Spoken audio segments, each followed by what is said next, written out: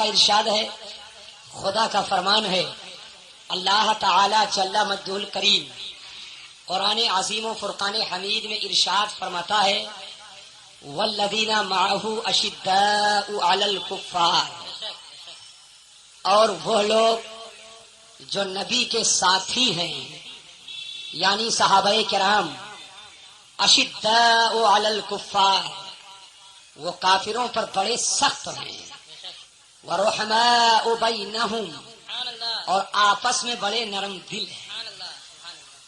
کافروں پر بڑے سخت، آپس میں بڑے نرم دل۔ صحابہ کرام کی عظمت کو سنو اور ان کی سیرت کو اپنے گلے سے لگاؤ۔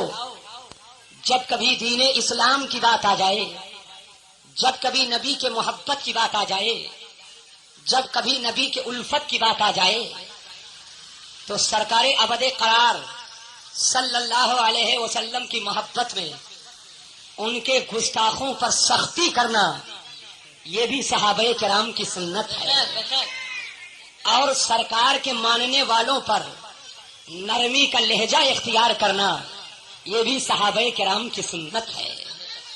ملے جلے انداز میں ذہن و فکر کو حاضر فرمائیں۔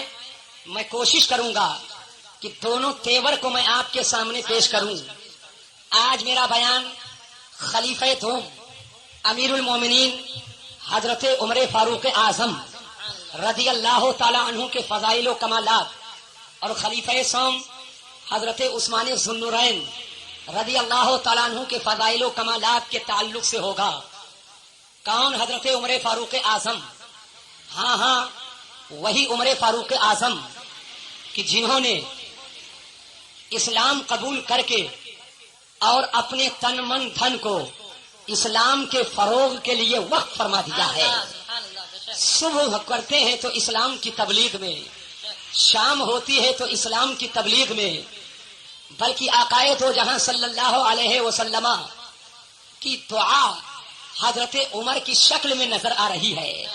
میرے آقا مولا صلی اللہ علیہ وسلم نے دعا فرمائی، اللہم اعز الاسلام بعمر بن الخطاب، یا اللہ اسلام کو قوت عطا فرما دے، اسلام کو طاقت عطا فرما دے، اسلام کو مالک و مولا قوی فرما دے عمر ابن خطاب کے اسلام کے ذریعہ، عمر ابن خطاب کے ایمان کے ذریعہ، یعنی محمد الرسول اللہ صلی اللہ علیہ وسلم نے میرے سرکار حضرت عمر فاروق اعظم کے اسلام کی دعا فرمائی ہے۔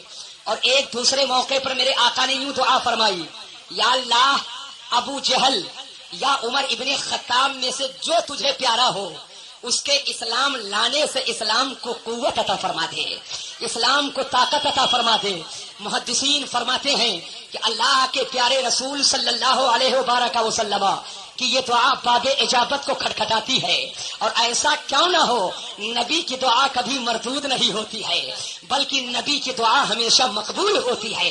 اعلیٰ حضرت امام اہل سنت فرماتے ہیں، اجابت کا صحرا عنایت کا جوڑا، اجابت کا صحرا عنایت کا جوڑا، دلہن بن کے نکلی دعائے محمد، دلہن خالی نبی کی دعا مقبول ہی نہیں ہوتی ہے بلکہ نبی کا عاشق نبی کی دعا پر تو اتنا بھروسہ رکھتا ہے کہ عاشق رسول اعلیٰ حضرت امام اہل سنت ایک تمنا ظاہر کرتے ہیں، کل میدان محشر میں جب عین جہنم کے اوپر پل صراط قائم ہوگا، احد من السیف ادق من الشعر، جو بال سے زیادہ باریک اور تلوار سے زیادہ تیز ہوگا، باریک اتنا کہ پیر ٹکے نہ اور تیز اتنا کہ ٹک جائے تو کٹ جائے، لیکن ایسے موقع پر اعلیٰ حضرت امام اہل سنت عرض کرتے ہیں یہ وہ پلسرات ہے کہ نبی کے چاہنے والے کچھ تو بجلی کی طرح گزر جائیں گے، کچھ تیز رفتار گھوڑے کی طرح گزر جائیں گے، کچھ ادھر ادھر کی جھومتے جھامتے کسی طریقے سے اس پار سے اس پار ہو جائیں گے،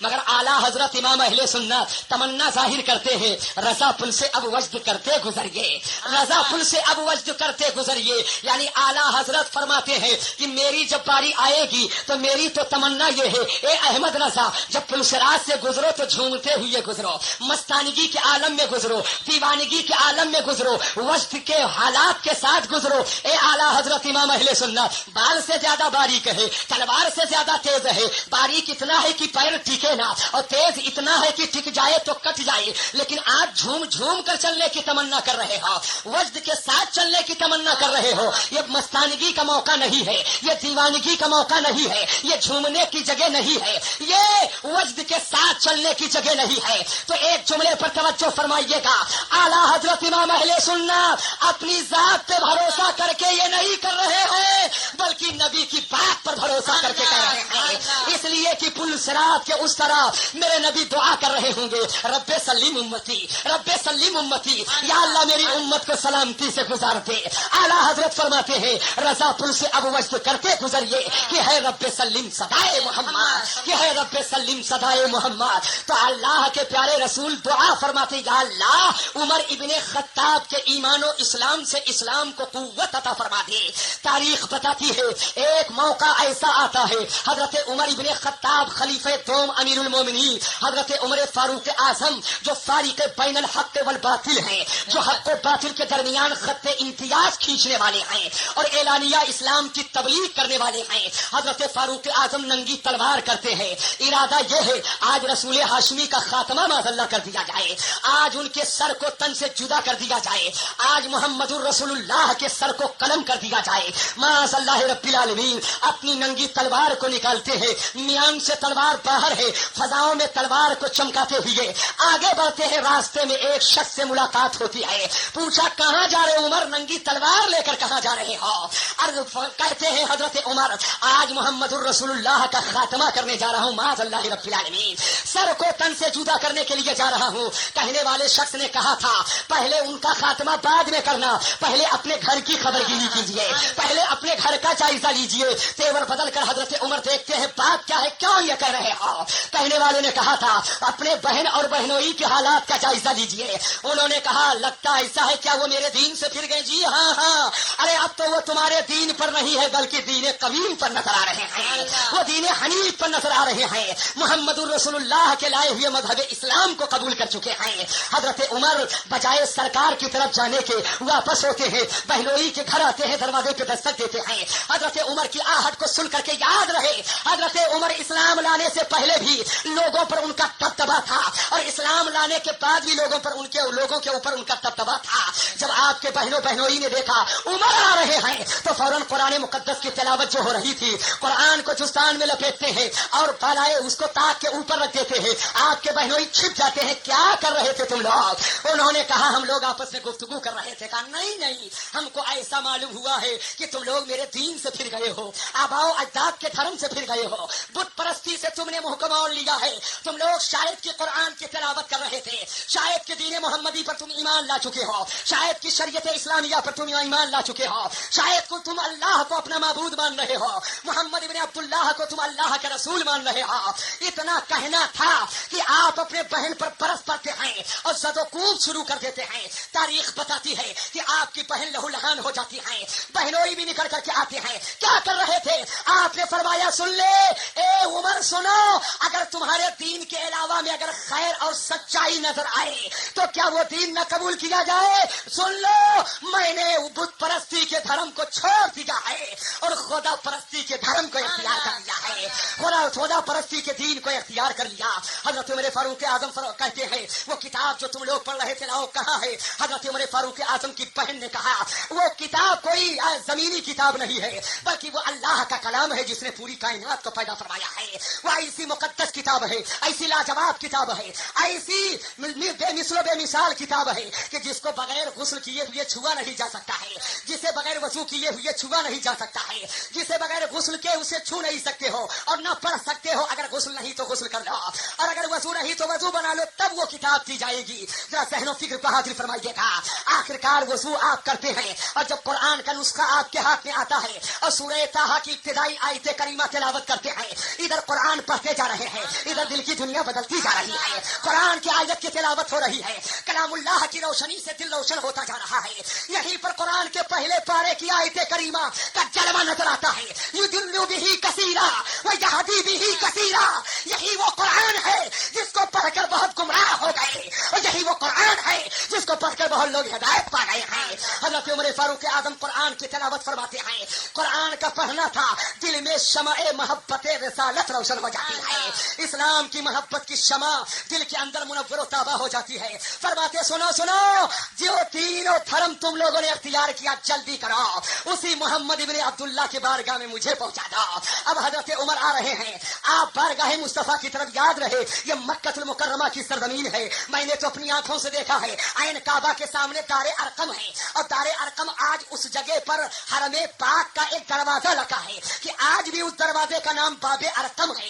باب ارقم سے جانے والے حجاج گزرے ہوں گے، فقیر بھی اس دروازے سے گزرا ہے۔ دار ارقم میں میرے سرکار جلوہ گر ہیں، صحابہ کرام دور سے دیکھتے ہیں کہ حضرت عمر آ رہے ہیں، جانتے تھے یہ کفر میں بڑے سخت ہیں اور بڑے یہ کڑے ہیں۔ ان صحابہ نے سوچا عمر آتے ہیں، آنے دو، اگر نیت خیر ہے فسبحان اللہ، اور اگر نیت ان کی خیر نہیں ہے تو آج عمر کی بھی خیریت نہیں ہے۔ لیکن تاریخ بتاتی میرے آقا کی ایک نظر کرم اٹھتی ہے، اور حضرت عمر فاروق اعظم کی طرف جب جاتی ہے تو عالم یہ ہوتا ہے، نبی کے نظر کا اٹھنا تھا، دل کی دنیا بدل جاتی ہے، اور کیفیت یہ پیدا ہوتی ہے کہ عمر سوئے نبی گئے، نظر سوئے عمر گئی، اور پڑی جو نگاہ مصطفیٰ تو زندگی سنور گئی۔ پڑی جو نگاہ مصطفیٰ، تکبیر، نعرہ رسالت، علماء اہل سنت، خلفائے راشدین، سبحان اللہ۔ سرکار ابد قرار کے بارگاہ کرم میں حاضر ہو کر قدم بوس ہوتے وہی عمر جو ننگی تلوار لے کر کے سرکار ابد قرار کے سر کو تن سے جدا کرنے کے لیے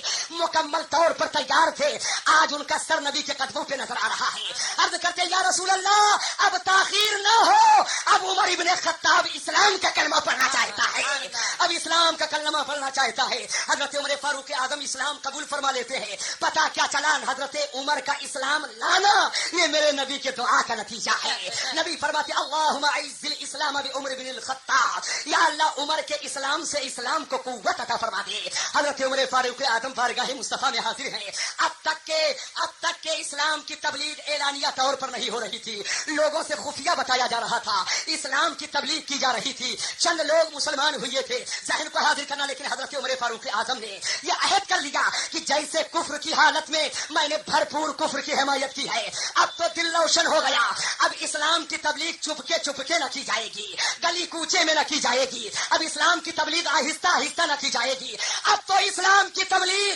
علل اعلان کی جائے گی، صداقت کا اعلان کیا جائے گا، حقانیت کا اعلان کیا جائے گا، توحید کا پرچار کیا جائے گا، نبوت کا پرچار کیا جائے گا، رسالت کا پرچار کیا جائے گا، اور نبی کے پیغام کے صداقت کا اعلان کیا جائے گا۔ حضرت عمر فاروق اعظم بارگاہ مصطفیٰ میں عرض کرتے ہیں، اے میرے سرکار اجازت دی جائے تو اب اسلام کی تبلیغ اعلانیہ طور پر کی جائے۔ تاریخ بتاتی ہے حضرت عمر فاروق اعظم نے مسلمانوں کی ایک جماعت تیار فرمائی ہے، اور دو لائن لگاتے ہیں، دو صف میں لوگوں کو تیار کرتے ہیں، اور حضرت عمر فاروق اعظم اس صف کی قیادت کرتے ہوئے حرم پاک کی طرف بڑھتے چلے جا رہے ہیں، کعبہ کی طرف بڑھتے چلے جا رہے ہیں۔ اعلانیہ طور پر اعلان فرما دیتے ہیں، اگر کوئی یہ چاہتا ہے کہ اس کے بچے یتیم ہو جائیں تو آئے عمر کے پاس آ جائے، اگر یہ چاہتے ہو تمہاری بیوی رانڈ ہو جائے تو آؤ عمر کے سامنے آ جاؤ، اگر یہ تم چاہتے ہو کہ تمہاری ماں تم پر روئے تو آؤ عمر کے سامنے آ جاؤ۔ یہ حضرت عمر فاروق اعظم کا تیور ہے کہ اسلام کی تبلیغ اور اس کی حقانیت کا اعلان اعلان فرمایا ہے، اور جب ہجرت کا موقع آتا ہے تو چپکے ہجرت بھی نہیں کرتے ہیں، کعبہ کا طواف کرتے ہیں، اور طواف خانے کعبہ کرنے کے بعد میں اس کے بعد حضرت عمر فاروق اعظم نے تلوار اٹھایا تھا، تلوار اٹھا کر ہلا کر کہا تھا، اے لوگوں سنو ہے اگر کسی میں تم میرے مقابل میں آوے، ہے اگر کسی میں طاقت تو میرے مقابل میں آوے، ہے اگر کسی میں تم تو آئے میرے سامنے آ جائے۔ حضرت عمر فاروق اعظم نے اسلام کی وہ خدمت کی آن میں اسلام جزیرت العرب سے نکل کر کے اور پورے عالم میں اس کی روشنی پھیل جاتی ہے۔ نعرہ تکبیر، نعرہ رسالت، ذکر شہدائے کربلا، علماء اہل سنت۔ اگر حضرات اب یہیں پر ذہن و فکر کو حاضر فرمائیے، فقیر مسیح الدین حشمتی ایسے موقع پر آپ کی خاص توجہ چاہے گا۔ ہم اور آپ ہیں، ہمارا آپ کا بدن ہے، اس بدن کے اندر جان ہے، اگر ہمارے اور آپ کے بدن کے اندر روح ہے تو روح جب آ جاتی ہے بدن کے اندر، نظر دیکھتی ہے تو فلانگ دو فلانگ کی چیز کو دیکھتی ہے، کان سنے تو کلومیٹر 2 کلومیٹر کی آواز کو سنے، لیکن جب اسی بدن کے اندر روح کے ساتھ ساتھ جب روحانیت جلوہ گر ہو جاتی ہے تو یاد رکھنا رہتا بمبئی میں ہے مگر گنبد خضرا کا جلوہ نظر آتا ہے، رہتا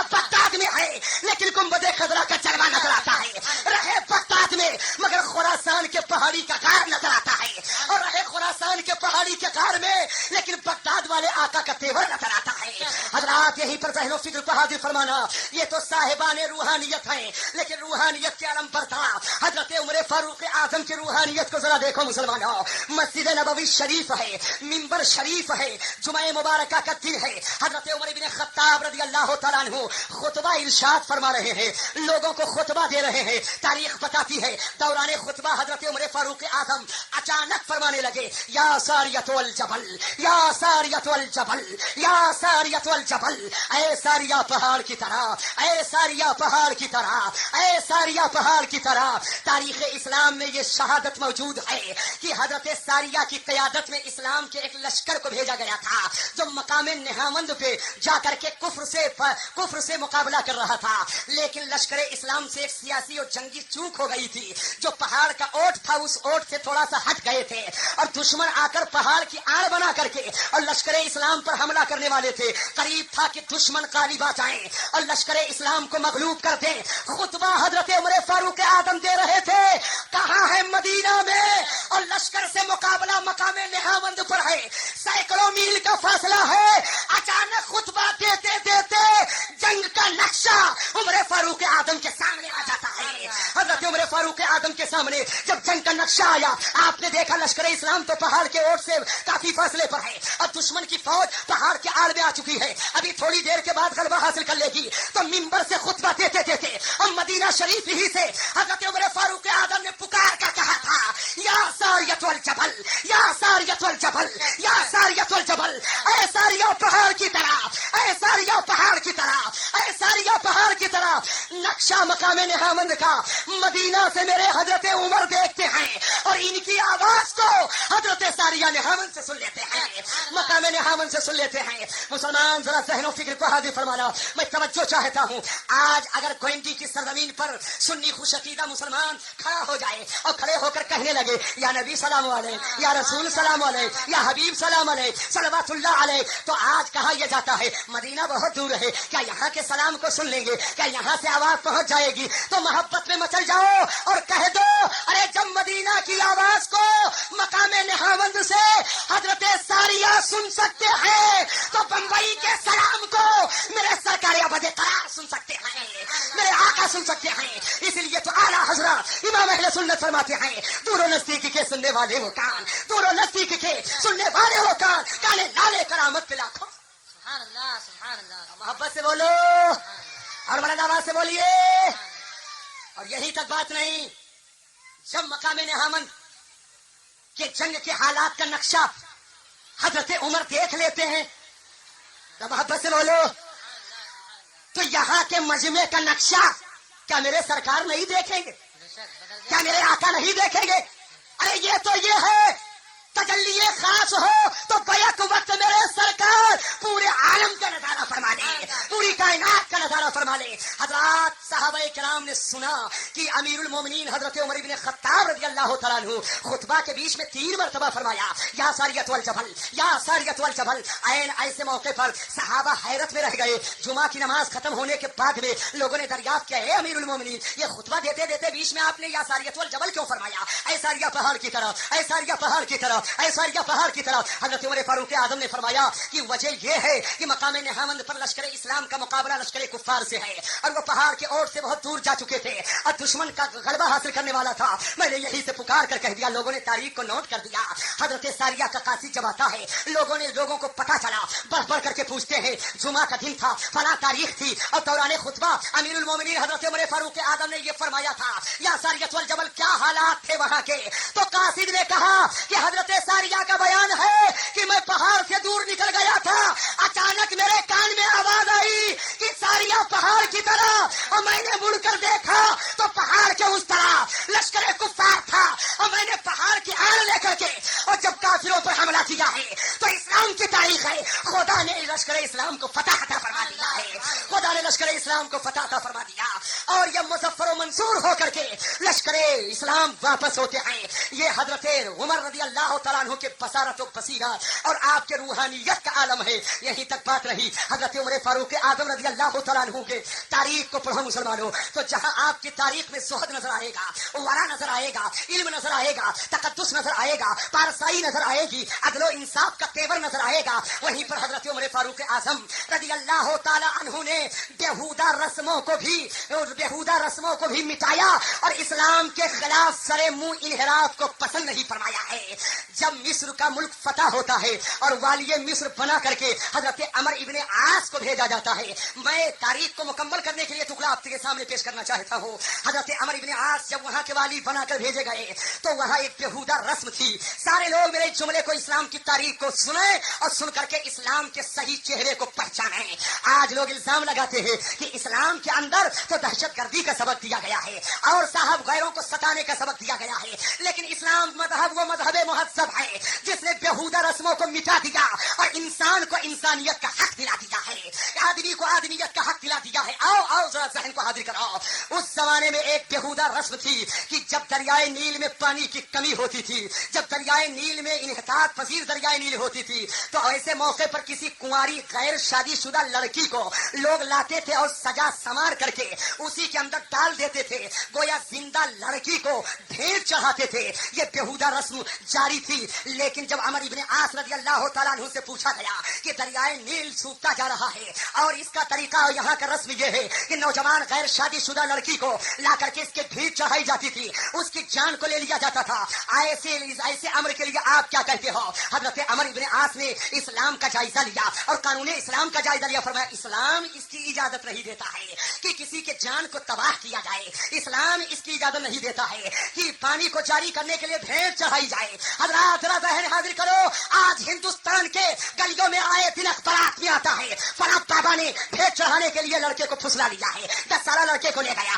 5 سال کے لڑکے کو لے گیا, 3 سال کے لڑکے کو لے گیا, 2 سال کے لڑکے کو لے گیا, 11 سال کے لڑکے کو لے گیا. ساری ہندوستان کی حکومت لگی ہوئی ہے کہ ان کو بند کیا جائے, لیکن مکمل طور پر کنٹرول نہیں ہو رہا ہے. لیکن مذہب اسلام کا قانون بنا دیا کہ ناجائز طریقے سے یہ بھیٹ کی رسم بہت ہی ناجائز ہے اور شدید جرم ہے. گویا اسلام نے انسان کو انسانیت کا حق دلا دیا ہے, آدمی کو آدمیت کا حق دلا دیا ہے. حضرت عمر بن عاص رضی اللہ تعالیٰ نے اجازت نہیں دیا.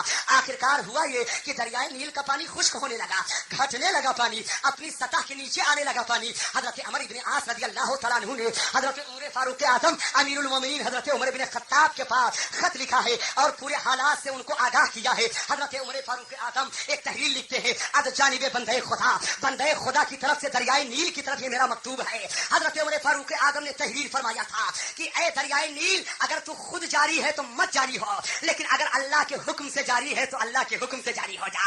حضرت عمر بن عاص کو عمر فاروق اعظم نے تحریر فرمایا کہ یہ میرا خط رکا لینا اور یہ رکا لے کر دریائے نیل میں ڈال دینا. حضرت عمر بن عاص نے دریائے نیل میں ڈال دیا. تاریخ بتاتی ہے حضرت عمر نے رکا میں لکھا تھا اے دریائے نیل, اگر تو خود جاری ہے تو نہ جاری ہو, اگر خدا کے حکم سے جاری ہے تو جاری ہو جا. تاریخ بتاتی ہے کہ ادھر رکا ڈالا گیا اور ادھر بلیوں پانی بہتا نظر آ رہا ہے, پانی ابلتا نظر آ رہا ہے. پتا کیا چلا؟ ارے جب عمر فاروق اعظم کی تحریر میں یہ طاقت ہے تو میرے نبی کی تحریر میں کتنی طاقت ہوگی, میرے سرکار کی تحریر میں کتنی طاقت ہوگی. حضرات پتا یہ چلا کہ اسلام بیہودہ رسموں کو مٹا رہا ہے. حضرت عمر فاروق اعظم رضی اللہ تعالی عنہ کے بارے میں عرض کروں آپ کو, میں نے آیت پڑھی ہے اشداء علی الکفار, جو اللہ کے پیارے رسول کے صحابہ ہیں وہ کفار پر بڑے سخت ہیں. آؤ یہ تیور بھی ذرا دیکھتے چلو. حضرت عمر فاروق اعظم رضی اللہ تعالیٰ عنہ بڑے قرار بھی جلوہ گر ہے اور ایک نام نہاد مسلمان کلمہ پڑھنے والا ہے. ایک یہودی سے اختلاف ہوتا ہے, یہودی سے اختلاف ہوا, نام نہاد مسلمان نے کہا کہ چلو یہ مقدمہ پیش کیا جائے گا محمد الرسول اللہ کی بارگاہ میں, سرکار مدینہ کی بارگاہ میں, اگر جو وہ فیصلہ دے دیں گے اسے تسلیم کر لیا جائے گا. حضرات آج آؤ دیکھو, آج تو عدالت کا مدر کیا جا رہا ہے, عدل و انصاف کا خون کیا جا رہا ہے. آج سکوں ڈالروں اور روپیوں کے بلبوتے پر یہی ذمہ داران جرائم کو بڑھاوا بھی دیتے ہیں اور بعد میں کبھی ٹاڈا کے سلاخ کے اندر ڈالا جاتا ہے, کبھی اس کو جیل کے سلاخوں میں ڈالا جاتا ہے. میں کہوں گا کہ اگر دریا کے بہتے ہوئے سوتا کو پہلے بند کر دیا جائے تو بعد میں اس کو بند کرنے کی ضرورت پیش نہیں آئے گی، بعد میں بند کرنے کی ضرورت پیش نہیں آئے گی۔ نام نہاد کلمہ کو مسلمان نے کہا تھا نبی جو فیصلہ کریں گے اسے میں مان لوں گا، اس نے سوچا تھا میں تو کلمہ پڑھنے والا ہوں، سرکار ابھی سنیں گے یہودی مقابل میں ہے تو میرے حق میں فیصلہ کر دیں گے، اور جب میرے حق میں فیصلہ ہو جائے گا تو میں جیت جاؤں گا مقدمہ۔ یہودی نے کہا سنو سنو، میں تمہارے نبی کے فیصلے کو ماننے کے لیے تیار ہوں، اس لیے کہ وہ امین ہیں، وہ صادق القول ہیں، انہوں نے کبھی جھوٹ نہیں استعمال کیا ہے، وہ سچے ہیں، وہ حق کے خلاف فیصلہ دے ہی نہیں سکتے ہیں۔ آخرکار دونوں آتے ہیں بارگاہ مصطفیٰ میں، دونوں کی گفتگو کو میرے سرکار سنتے ہیں، لیکن چونکہ یہ حقوق العباد کا مسئلہ تھا، حقوق العباد کا مسئلہ تھا، میرے آقا فرماتے ہیں اور یہودی کے حق میں فیصلہ کر دیتے ہیں، یہودی کے حق میں فیصلہ کر دیا۔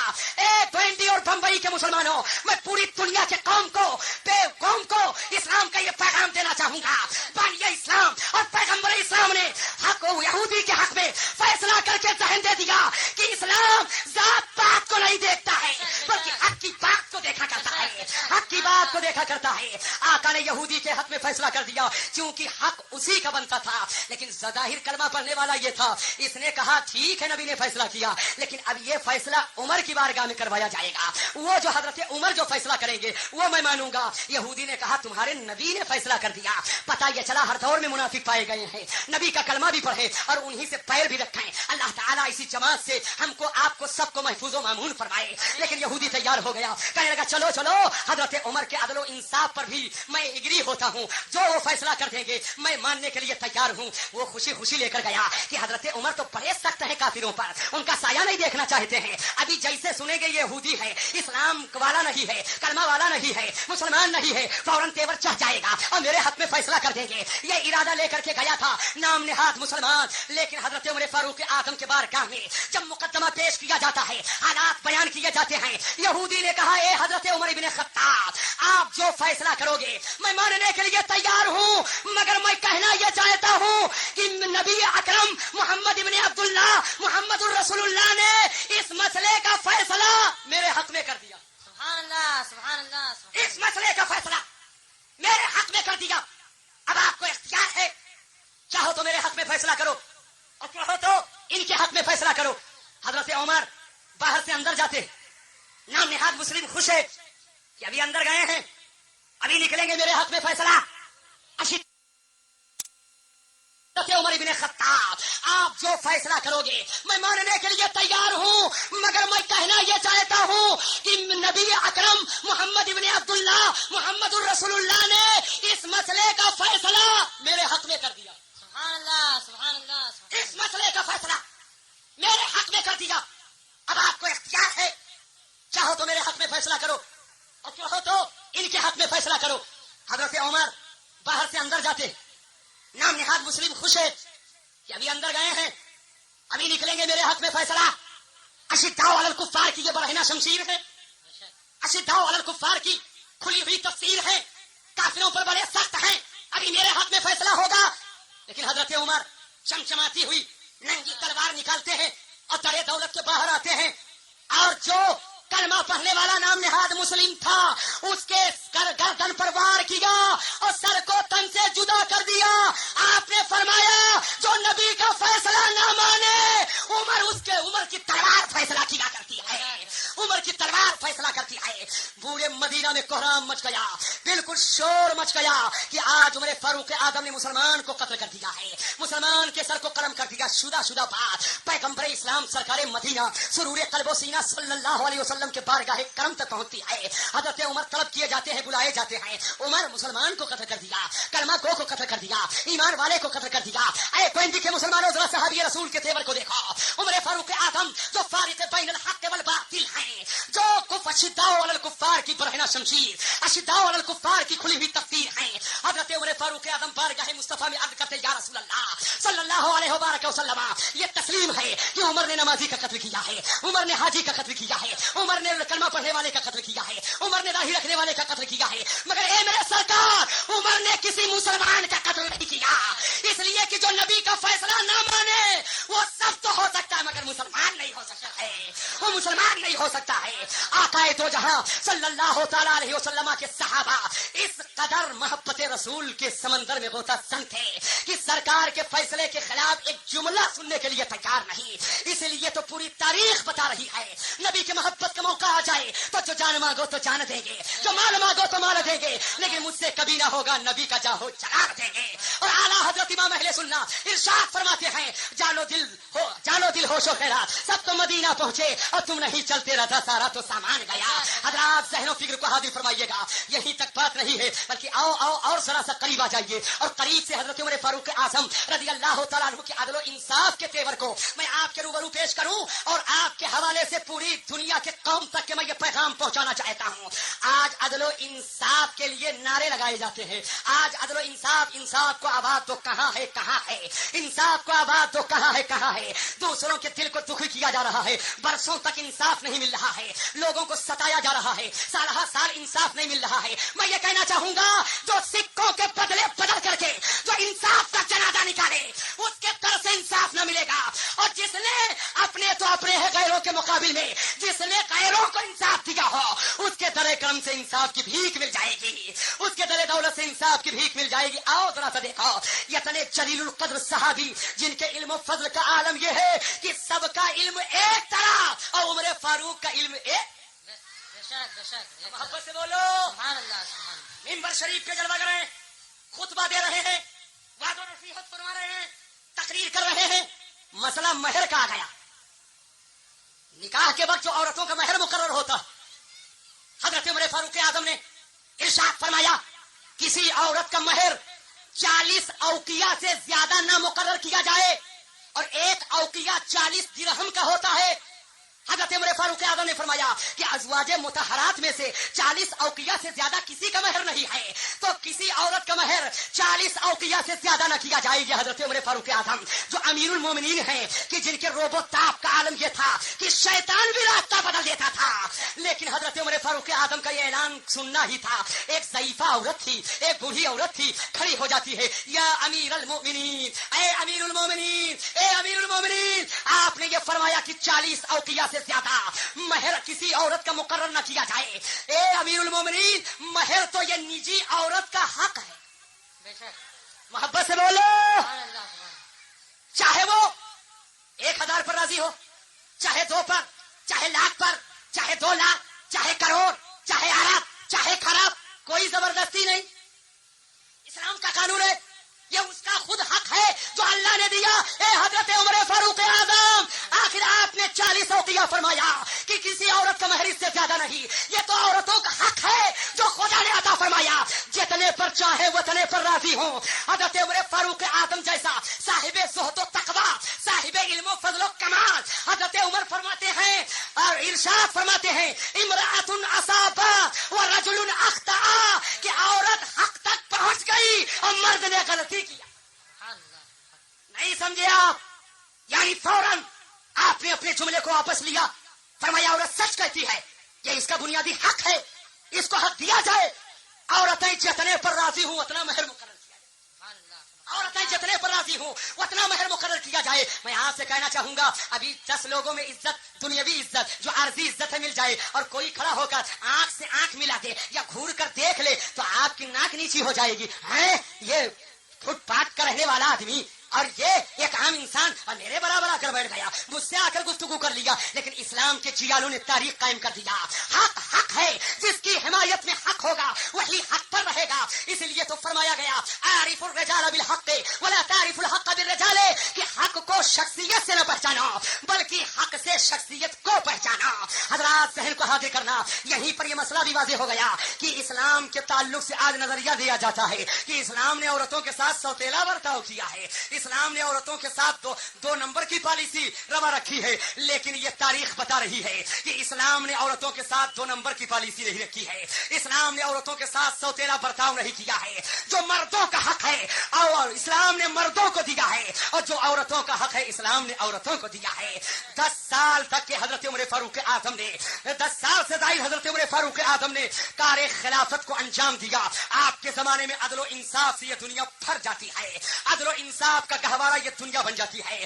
چھوٹے چھوٹوں کو بڑے بڑوں سے انصاف دلایا, یتیموں کو انصاف دلایا, فقیروں کو انصاف دلایا, مظلوموں کو انصاف دلایا, بڑوں کو انصاف دلایا, اپنوں کو انصاف دلایا, غیروں کو انصاف دلایا. عدل و انصاف کا ایسا بازار کرم کیا کہ اس وقت سے لے کر رہی تھی دنیا تک کے کسی بھی دنیا کے کسی ملک میں عمر فاروق اعظم کے انصاف کا جواب نہیں مل سکتا ہے, اس کا کوئی جواب نہیں حاصل ہو سکتا ہے.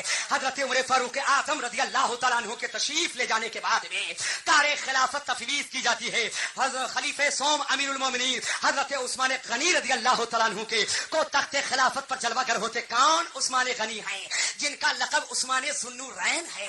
یہ کون عثمان ذوالنورین؟ ذوالنورین دو نور والے.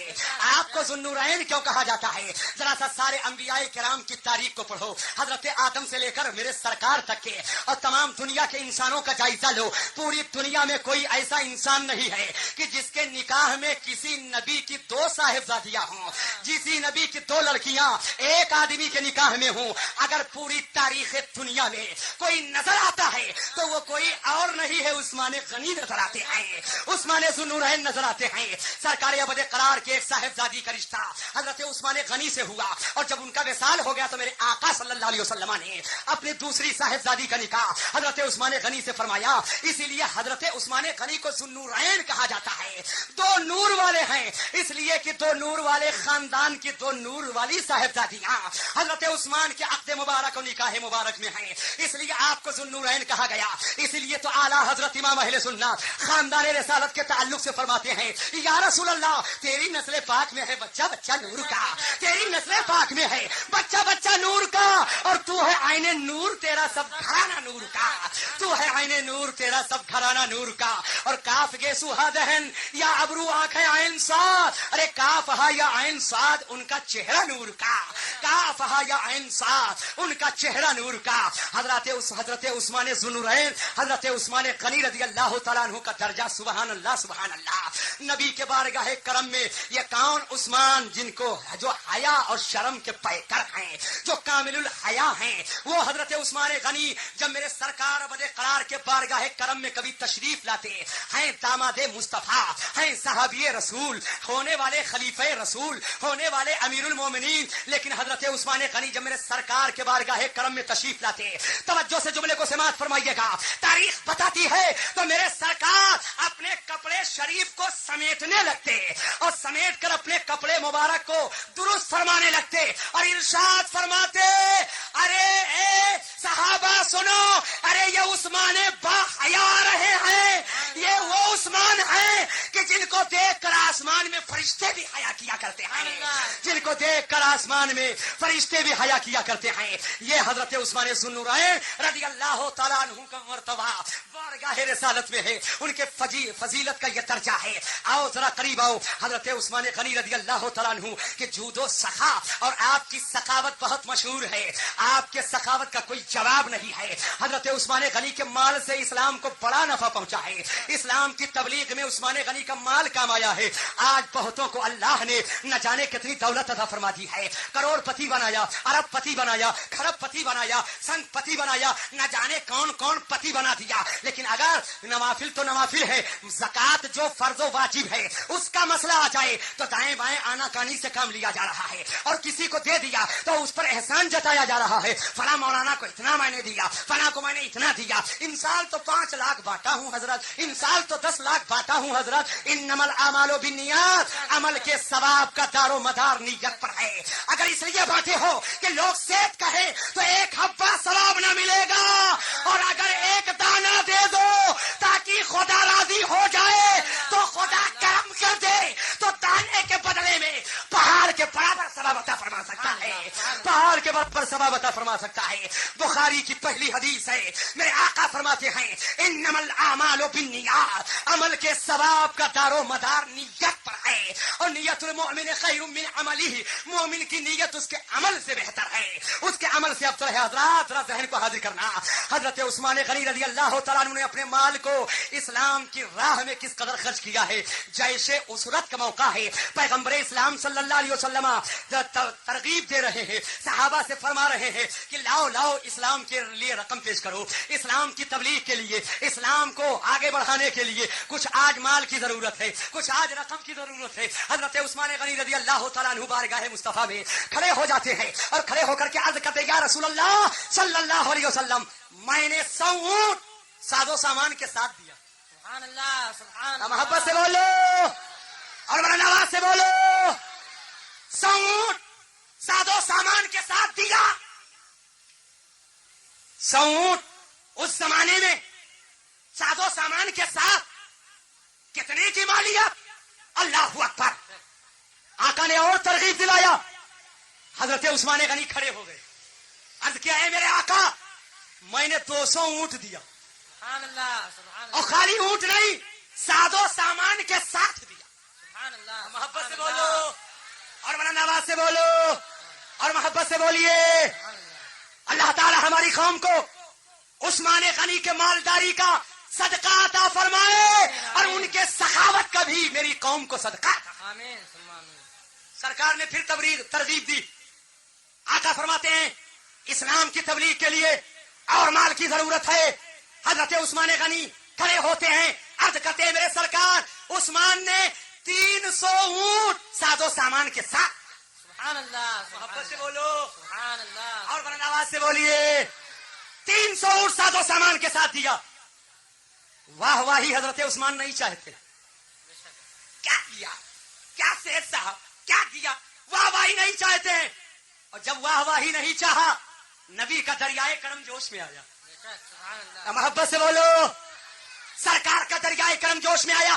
آقا فرماتے ہیں آج کے بعد اگر عثمان کوئی نفل کام نہ کرے تب بھی کوئی حاجت نہیں, ان کا یہ کارنامہ ان کے درجے کے لیے بہت کافی ہے, بہت کافی ہے. پتا چلا جو اسلام کے خاطر اپنے مال کو پیش کرے اور دنیا میں واہ واہی نہ چاہے تو خدا اتنا دے دے گا کہ ہمیشہ کے لیے سبحان اللہ سبحان اللہ تبارک و تعالی جل مجدہ الکریم ہمیں آپ کو خلوص عطا فرمائے, خلوص نیت عطا فرمائے. یہ حضرت عثمان غنی رضی اللہ تعالیٰ عنہ کا مرتبہ ہے. یہیں تک بات نہیں دوستو, حضرت عثمان غنی رضی اللہ تعالیٰ عنہ جمع قرآن کے مسئلے کو بھی مکمل فرماتے ہیں. قرآن الگ الگ پتوں پر لکھا ہوا تھا, قرآن کی آیات مبارکہ الگ الگ ٹکڑوں پر لکھی ہوئی تھی. یہ سلسلہ تو حضرت ابوبکر صدیق کے زمانے سے شروع ہو چکا تھا, قرآن کے جمع کرنے کا مسئلہ, لیکن حضرت عثمان غنی نے سعی بلیغ فرمایا اور قرآن پاک کو جمع فرمایا. اسی لیے اس کو مصحف عثمانی بھی کہا جاتا ہے. اللہ تبارک تعالیٰ جل مجدہ الکریم حضرت عثمان غنی رضی اللہ تعالیٰ عنہ کے فیض و برکت و کمالات اور ان کے حسنات و خیرات سے ہم غلبائے اہل سنت کو مالا مال فرمائے. لیکن سننا اسلام میں جو پہلا رکھنا پڑا ہے, ٹائم کی اتنی قلت ہے کہ میں بہت آگے زیادہ بیان نہیں کر سکتا ہوں. آپ اختصار کے ساتھ بندھے جملوں میں میری گفتگو کو سماعت فرمائیں. حضرت عثمان غنی کی شہادت یہ اسلام کا پہلا رکھنا ہے. لیکن کچھ لوگوں کا یہ نظریہ ہے کہ حضرت عثمان غنی کی شہادت میں معاذ اللہ حضرت مولا علی کا ہاتھ تھا. معاذ اللہ رب العالمین, یاد رکھنا مولا علی کا ہاتھ نہ تھا. انہوں نے افسوس فرمایا اور امام حسن و حسین کو ان کے دروازے پر دربان مقرر. پتا چلا یہ صحابہ آپس میں سب شیر و شکر. آج یہ کہا جاتا ہے کچھ اہل بیت کی محبت میں وارفتہ ہیں, صحابی کی توہین. کچھ صحابی کی محبت میں وارفتہ ہیں اہل بیت کی توہین. یاد رکھنا پوری دنیا میں فقط اہل سنت والجماعت ہیں جن کے دونوں ہاتھوں میں لڈو ہے. محبت سے بولو. انشاءاللہ فقیر کل تفصیلی طور پر اس پر بیان کرے گا. فضائل اہل بیت کے ضمن میں ذہن کو حاضر فرمائیے گا. ہم اہل بیت کے بھی وفادار اور صحابہ کے بھی جانثار, اہل بیت کے بھی وفادار اور صحابہ کے جانثار ہیں. کسی صحابی کو خائن اور غاصب نہیں کہہ سکتے, اس لیے کہ نبی کی حدیث ہے الصحابہ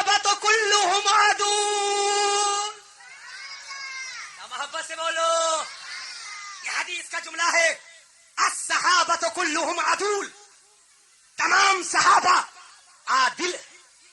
محبت سے بولو، تمام صحابہ عادل. یاد رکھنا کوئی صحابی ظالم نہیں.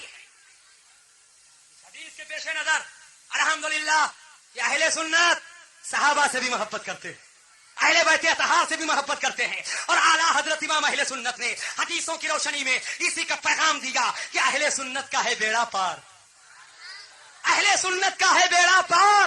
اصحاب حضور، ارے نجم ہے اور ناؤ ہے اطرت رسول اللہ کی، نجم ہے اور ناؤ ہے اطرت رسول اللہ کی. حضرت عمر عثمان غنی رضی اللہ تعالیٰ عنہ جب جام شہادت کو نوش فرما لیتے ہیں تو کار خلافت تفویض ہوتی ہے. مولا علی شیر خدا، شیر یزداں، شاہ مرداں، قوت پروردگار، لا فتح الا علی، لا سیف الا ذوالفقار. مولا کائنات کار خلافت کو انجام دیتے کون؟ مولا علی، جن کے بارے میرے سرکار صلی اللہ علیہ وسلم فرماتے ہیں علی منی و انا من علی، علی مجھ سے ہے اور میں علی سے ہوں. علی مجھ سے ہے، میں علی سے ہوں. یعنی جو مجھ سے محبت کرتا ہے وہ علی سے محبت کرے، اور جو علی سے محبت کرے وہ مجھ سے محبت کرے. ذرا ذہن و فکر کو حاضر فرمائیے گا. حضرت مولا علی شیر خدا رضی اللہ تعالیٰ عنہ کے شیرانہ تاریخ کو، آپ کے شجاعت و بطالت و بہادری کی تاریخ کو اگر سنا دیا جائے مسلمانوں تو سینے کے اندر ایک ایسا جذبہ پیدا ہوگا انشاءاللہ تعالیٰ کہ ہر مرد مومن دلیری کے شان و شوکت کو کے مظاہرے کے لیے ابھی ابھی تیار ہو سکتا ہے. کون؟ مولا علی شیر خدا کرم اللہ تعالیٰ وجہ الکریم، جو امیر المومنین بھی ہیں، جو خلیفہ رسول اللہ بھی ہیں، جو امام حسن و حسین کے والد بھی ہیں، جو داماد مصطفیٰ بھی ہیں، اور جو حضرت فاطمہ الزہرا خاتون جنت کے شوہر بھی ہیں. وہ مولا علی شیر خدا رضی اللہ تعالیٰ عنہ جن کے شجاعت کا عالم یہ ہے. یہی جنگ خندق کا موقع ہے جس پر جہاں آج پہاڑیاں ہیں، ساتھ جبل سلا کہا جاتا، سلا پہاڑی ہے، جبل سلا جس کو کہا جاتا ہے، جس مقام کو سبا مساجد کے نام سے بھی یاد کیا جاتا ہے. فقیر تو وہاں حاضر ہو چکا ہے. آج ظالموں نے بہت ساری تاریخوں کو مٹا کر کے اور سڑک میں تبدیل کر دیا ہے، روڈ میں تبدیل کر دیا. مجھے کہنے تھا جنگ خندق کا موقع تھا، میرے سرکار نے خندق کھدوا دی تھی. ایسے موقع پر جب جنگ کا نقشہ پورا آمنے سامنے کا معاملہ پیش ہو جاتا ہے، عبد اد نام کا ایک شخص کافروں کی طرف سے آتا ہے اور تلوار چمکایا تھا. یہ عبد اد کون ہے؟ یہ ایسا بہادر شخص ہے جس کی شہرت سارے ممالک میں تھی. اکیلے عبد اد 1000 فوجیوں کے مقابلے میں بھاری ہوتا تھا. تلوار چمکا کے فضا میں تلوار اٹھا کر کے اس نے کہا تھا کون ہے جو آئے میرے مقابلے میں؟ کون ہے جو اپنی لاش کو تپانا چاہتا ہے؟ کون ہے جو اپنے خون کو بہانا چاہتا ہے؟ حل من مبارزین، ہے کوئی مد مقابل؟ ہے کوئی مد مقابل؟ ہو طاقت تو آؤ خیمے سے نکلو اور میرا مقابلہ کرو. جنگ خندق کی تاریخ بتاتی ہے میرے سرکار صحابہ کی طرف مڑ کر دیکھتے ہیں، انتظار فرماتے ہیں کون جیالہ صحابی ہوگا، کون اسلام کا بطلے جلیل ہوگا، کون اسلام کا وہ بہادر شہزادہ ہوگا جو آئے اور عبد ود کے سر کو قلم کر دے. تاریخ بتاتی ہے اس سناٹے کا عالم ہے. اتنے میں حضرت علی شیرانہ انداز میں کھڑے ہو گئے. اے میرے آقا، علی کو اجازت دی جائے تو ابھی ظالم کے سر کو میں قلم کر سکتا ہوں. محبت سے بولو اور بلند آواز سے بولو. یہ کس کی آواز ہے؟ شیر یزداں، شاہ مرداں، قوت پروردگار، لا فتح الا علی، لا سیف الا ذوالفقار. حضرت علی بیٹھ جاتے ہیں. آقا فرماتے بیٹھ جاؤ. ادھر سے آواز آتی حل من مبارزین، ہے کوئی مد مقابل؟ اگر طاقت ہو تو آ جاؤ. سرکار صحابہ کی طرف دیکھتے ہیں. صحابہ کرام کی طرف ایک نظر ڈالنے کے بعد کیا دیکھا؟ حضرت علی سامنے آ گئے. عرض کرتے سرکار اجازت دی جائے تو ظالم کے سر کو میں قلم کر کے لاتا ہوں. میرے سرکار ابد قرار صلی اللہ علیہ وسلم اپنے امامہ مبارکہ کو حضرت علی کے سر پر سجا دیتے ہیں. امامہ مبارکہ کو حضرت علی کے سر پر سجا دیا. حضرات اب یہیں پر ذہن و فکر کو حاضر فرمائیے. پتا چلا جب کوئی اعزاز دینا ہو تو سر پہ صافہ سجا دینا، یہ میرے نبی کی سنت. یہی وجہ ہے जब किसी दारुल में 8-9 साल पढ़कर लड़का आलिम दीन होता है तो इल्म का ताज उसके सर पर रख दिया जाता है। मोहब्बत से बोलो और बुलंद आवाज से बोलिए। तारीख बताती है हजरत अली मैदान में आ गए। अब से उदनामी शख्स अपनी नजर को उठाता है, नशा में धुता है, तकब्बुर और गुरूर के दामन को पकड़कर सोचा अभी तो 2 पैतरे में इनका काम तमाम कर दूंगा, लेकिन ये जुल्फ़िकार हैदरी के करतब से बेखबर है। हजरत अली 2 चंद चलत फिरत में ऐसा वार करते हैं कि जालिम के सर पर वार कर देते हैं, उसके बदन पे वार करते हैं। तारीख बताती है अभी 2 ही चंद चलत फिरत के अंदर हजरत अली ने अब्दे उद नामी शाह जो 1000 बहादुरों के मुकाबले में तनहा भारी होता था, ये शेर खुदा शाह यज़्दा शेर मद्दा शेर यज़्दा शाह मर्दा हजरत मौला अली शेर खुदा उसकी लाश को खाको खून में गलता कर देते हैं। हजरत मौला अली शेर खुदा आते हैं और इस्लाम के परचम को इस तरीके से बुलंद फरमा देते हैं। हजरत अली के शुजात को कहां कहां देखोगे दोस्तों? क्या आपको ये तारीख नहीं मालूम है? जंगे खैबर के हालात आपके सामने नहीं है। खैबर फतह नहीं हो रहा था, कई शबाना रोज तक के हमले पे हमले हो रहे थे, हमले पे हमले हो रहे थे, मगर किले खैबर फतह नहीं हो रहा था। आखिरकार मेरे सरकार सल्लल्लाहु अलैहि वसल्लम शाम को इरशाद फरमाते हैं सुबह ऐसे को झंडा दिया जाएगा जिसके हाथ से खैबर का किला फतह हो। मोहब्बत से बोलो, खैबर का किला फतह होगा। तमाम मुजाहिदीन की तमन्ना है काश झंडा हमको मिल जाता, काश झंडा हमको मिल जाता, काश झंडा हमको मिल जाता, काश झंडा हमको मिल जाता। जब इस्लाम की तारीख लिखी जाती तो फातिह खैबर की हैसियत से जली हरफों में मेरा नाम नजर आता और किले खैबर को मेरे हाथों से फतह नसीब हो जाए। सबकी तमन्ना है, रात में सब तमन्ना में रात को गुजारते हैं, सुबह होती है सब सरकार के बारगाह करम में हाजिर है। ए मेरे आका हमें झंडा आता हो, हमें झंडा आता हो, हमें झंडा आता हो, हमें झंडा आता हो। मेरे आका फरमाते हैं आईना अली, मोहब्बत से बोलो, ए सहाबा अली कहां है? सहाबा ने हजरत अली को देखा, अर्ज किया है मेरे सरकार हजरत अली आशोबे चश्म के शिकार हैं, आंख आ गई है, जिसे बहुत इलाकों में आंख उठना भी कहते हैं।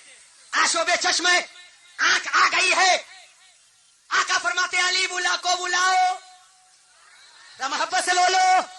हजरत अली हाजिर हुए, सरकार आशोबे चश्म है, मेरे नबी का मौजज़ा देखो और साथ ही साथ में नबी का इल्मे गायब देखो। अब तक फतह ना हुआ था मगर मेरे सरकार फतह कामयाबी भी बता रहे हैं और टाइम भी बता रहे हैं और किसके हाथ से फतह होगा उसको भी बता। ऐ मुसलमानों, ये इल्मे गायब नहीं तो और क्या है? ये इल्मे गायब नहीं तो और क्या है? मेरे सरकार लुआबे दहन निकालते हैं और हजरत अली की आंखों में लगाते हैं। तारीख बताती है वो आंखें जो आ गई थी और हजरत अली की आंखों में जब नबी का लुआबे दहन लगा तो जितनी रोशनी थी दर्द चला गया और कहीं ज्यादा रोशनी आ जाती। मेरे सरकार फरमाते हैं अली लो अब ये झंडा तुम्हारे हाथ में है। तारीख बताती है कि वो खैबर का किला कि जिसका दरवाजा 40 लोग मिलाकर उठाते तब उठता था, लेकिन अल्लाह ने हजरत अली के बाजू में कुव्वत अता फरमाया था कि हजरत अली ने अपने बाजुओं से खैबर के दरवाजे को उठाया और उठा करके उसे उखाड़ कर फेंक दिया है।